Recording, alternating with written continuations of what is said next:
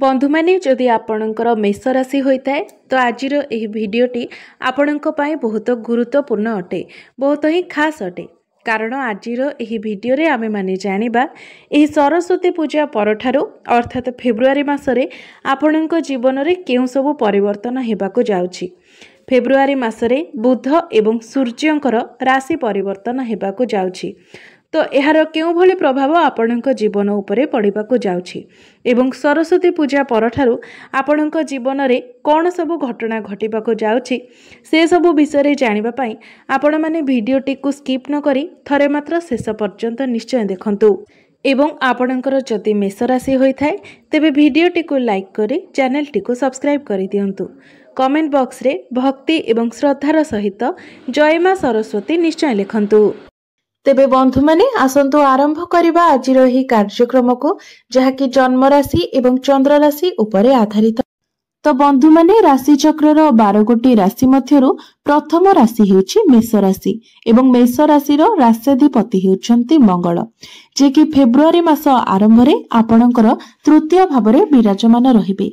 आपणकर द्वितीय भावरे विराजमान रहिबे गुरु, षष्ठ भावरे विराजमान रहिबे केतु, दशम भावरे विराजमान रहिबे सूर्य एवं बुध, एकादश भावरे विराजमान रहिबे राहु एवं आपणकर द्वादश भावरे विराजमान रहिबे शुक्र एवं शनि। तो सर्वप्रथम आसंतु जानि नेबा आपणकर स्वास्थ्य किपरि रहिबो एही फेब्रुआरी 2025 रे। तो बंधु माने कुंडलीर प्रथम भावटी होइथाय आपणकर स्वास्थ्यर भाव, इम्यूनिटी सिस्टम रो भाव एवं आपणकर प्रथम भावर अधिपति हेउछन्ति मंगल, जे कि आपणकर तृतीय भावरे विराजमान अछन्ति एवं एही मासरे मंगलंकर कोनोसी राशि परिवर्तन मध्य हेबार नाही। एही फेब्रुआरी मासरे केवल दुई ग्रहंकर गोचर हेबो, जे कि बुध ग्रह एवं सूर्य।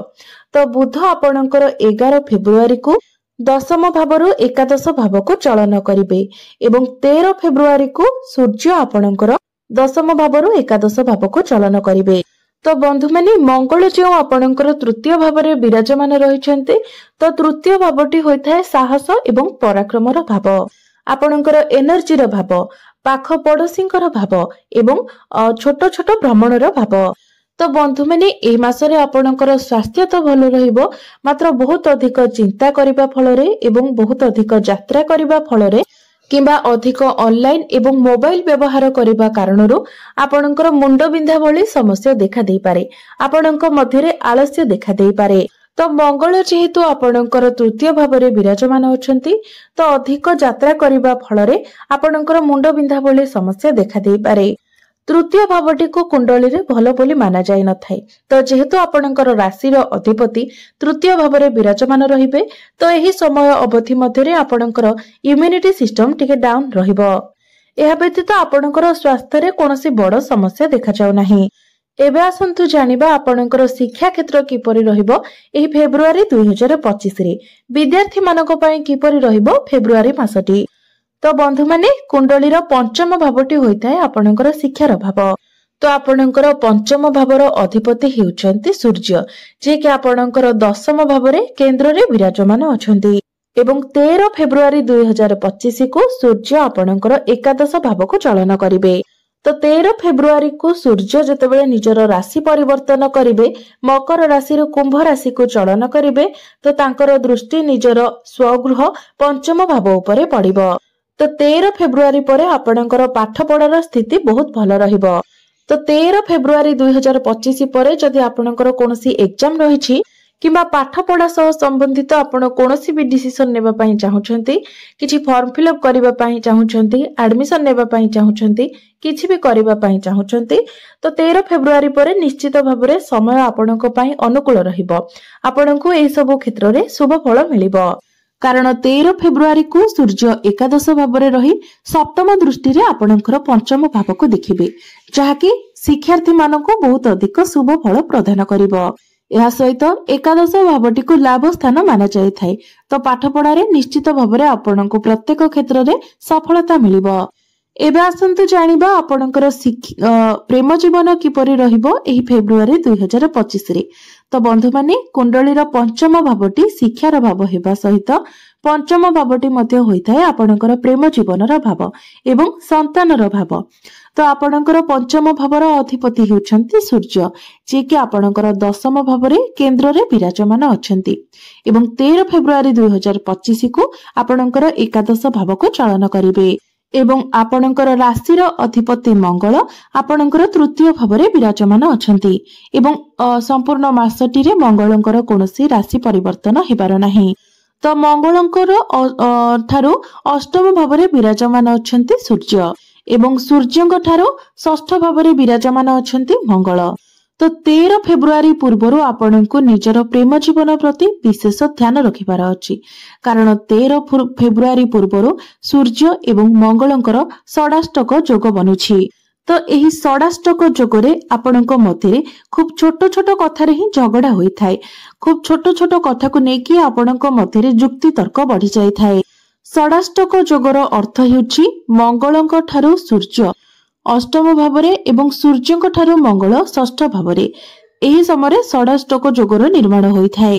तो बंधु माने छोट छोट कथा को नेकी जेमिति आपणको मध्यरे झगड़ा न हुए, जुक्ति तर्क न हुए, सेति प्रति आपणको ध्यान रखिबार अछि। मात्र 13 फेब्रुआरी को सूर्य जेतेबेले आपणकर एकादश भाव को गोचर करिवे तो सेतेबेले आपणकर प्रेम जीवन रे एक भलो परिवर्तन आसीबो, कारण सेतेबेले सूर्य मंगलंक ठारू नवम भावरे गोचर करिवे एवं सूर्यंकर दृष्टि निजर गृह उपरे अर्थात पंचम भाव उपरे रहिबो। अर्थात 13 फेब्रुआरी परे आपणको प्रेम जीवन रे जहाँ भी किछि समस्या रहितिला से सब समस्यार समाधान होइजिबो। आपणको मध्यरे भलो पाइबा बढ़िबो, बुझामणा भलो रहिबो, आपणकर भितरे वाइब्स मध्ये भलो रहिबो। एबे आसंतु जानिबा आपणकर वैवाहिक जीवन किपरि रहिबो एही फेब्रुआरी। तो बंधु माने आपणकर सप्तम भावर अधिपति हेउछन्ति शुक्र, जे कि आपणकर द्वादश भावरे विराजमान अछन्ति।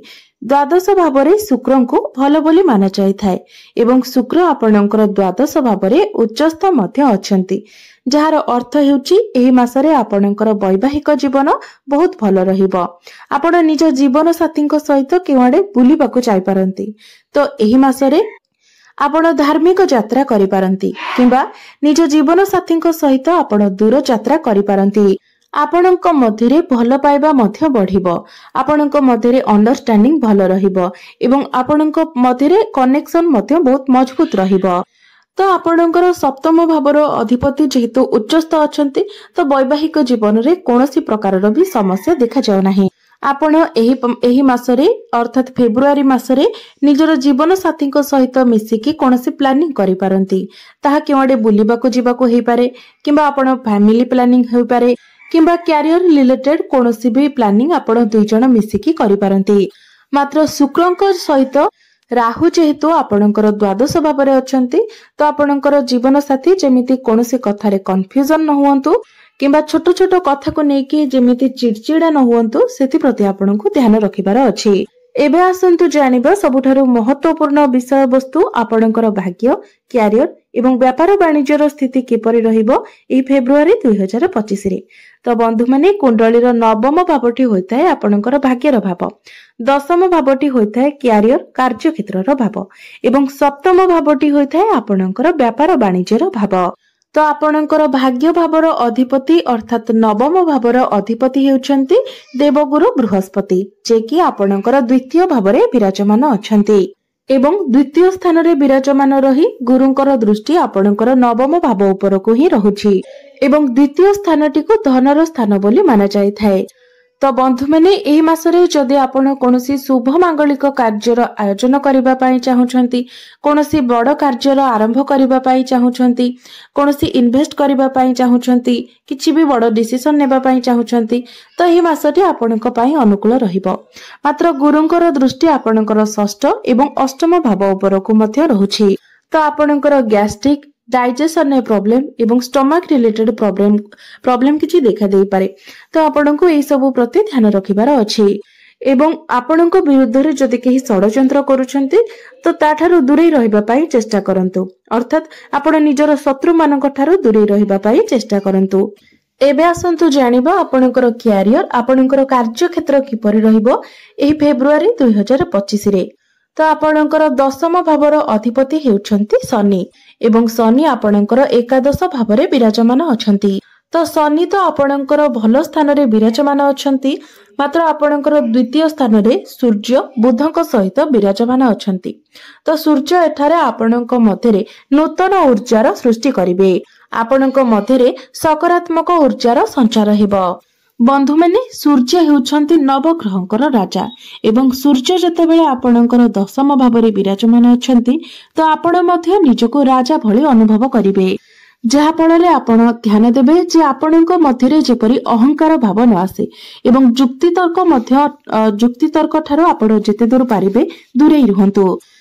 तो यह व्यतीत आपण निजर काम गुड़ी को निज हिसाब रे करने को पसंद करिवे एवं बहुत भल शैली रे मध्य आपण निजर काम गुड़ी को करिवे।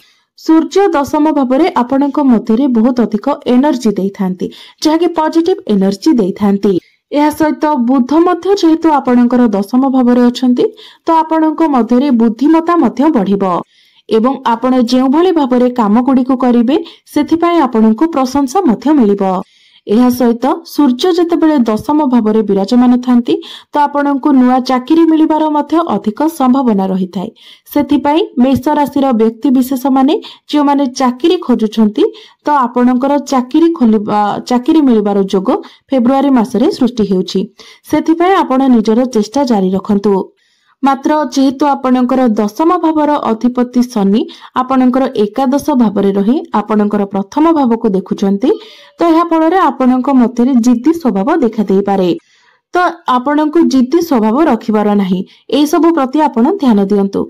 तो यह व्यतीत जदि आपण देखिबे तो फेब्रुआरी मासरे आपणकर क्यारियर बहुत भल रहिबो। एबे आसंतु जानिबा आपणकर व्यापार वाणिज्य किपरि रहिबो एही फेब्रुआरी 2025 रे। तो सप्तम भावटी होते व्यापार वाणिज्यर भाव एवं सप्तम भावर अधिपति शुक्र आपणकर द्वादश भावरे उच्चस्थ अछंती, जहा फଳରେ एही मासटी आपणकर व्यापार वाणिज्य को नै सर्वश्रेष्ठ रहिबो। कारण व्यापार वाणिज्यर कारक ग्रह बुध मध्य केंद्र रे विराजमान अछंती, जहा फଳରେ आपण निजर व्यापार वाणिज्य क्षेत्र रे किछि बड़ परिवर्तन मध्य करिवे। तो एबे आसंतु जानिनेबा किछि सहज एवं सरल प्रतिकार विषय जो प्रतिकार गुड़िक करबा द्वारा आपणकर समस्त अशुभत्व गुड़िक खंडन होई परिबो एवं आपणको अधिक शुभ प्राप्ति हेबो।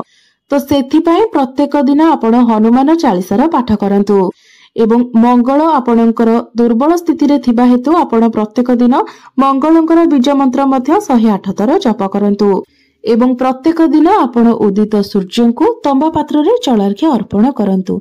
निश्चित भावरे आपणको अधिक शुभ फल प्राप्ति हेबो, आपणकर भाग्य रे उन्नति आसीबो। तो बंधु माने आपणकर जीवन मंगलमय हेउ, एहा ही ईश्वरक निकट रे मोर प्रार्थना।